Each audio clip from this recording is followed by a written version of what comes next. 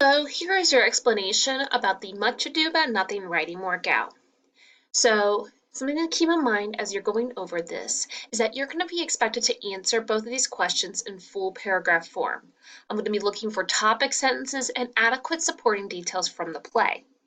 Additionally, for each question, one of your pieces of evidence or support must be a properly introduced and cited direct quote from the play. You should also have other supporting details and examples, but they do not have to be direct quotes.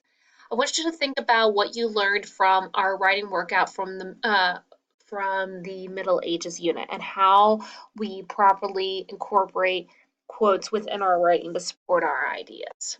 Okay, so for question one, it's an argumentative question and is who are the main characters of the play?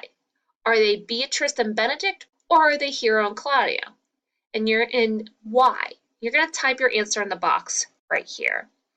And if you need help getting started, you could use this template for a topic sentence. The main characters of William Shakespeare's Much Ado About Nothing are blank and blank because blank.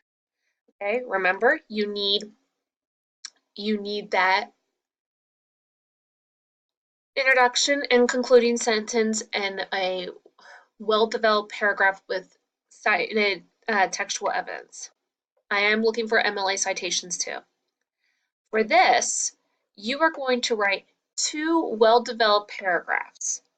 So I want you to think about this first. Consider the expression words can kill. Reflect on the meaning of this as it relates to the play and as it relates to our lives today. So first think, who in the play is negatively impacted by the words of someone else? How does this come about? What is the result? What is the harm in it? What is the literal and figurative death in it? Who in modern society is negatively impacted by the words of someone else?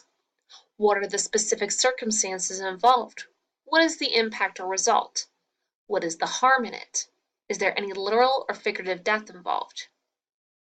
Okay, now, after you've thought about that, I want you to write two paragraphs in the box below. Focus on each of the bullet points above, so one per paragraph. Make sure each paragraph has a topic sentence that communicates the overall main idea of the paragraph.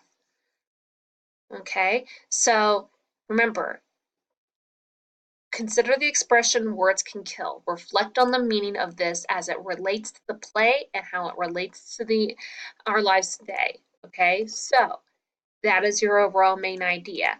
Then you're going to address that main idea in your first paragraph on how it impacts someone in the play. I would highly suggest using your theme chart as reference to this. This helps you kind of consider how those words are impacting the character. And then think about that overarching theme with this second question and bring it to modern society. Who in modern society is negatively impacted by the words of someone else? Finally, you just have to write complete sentences here, but not a full paragraph. Why do words have so much power when used against someone?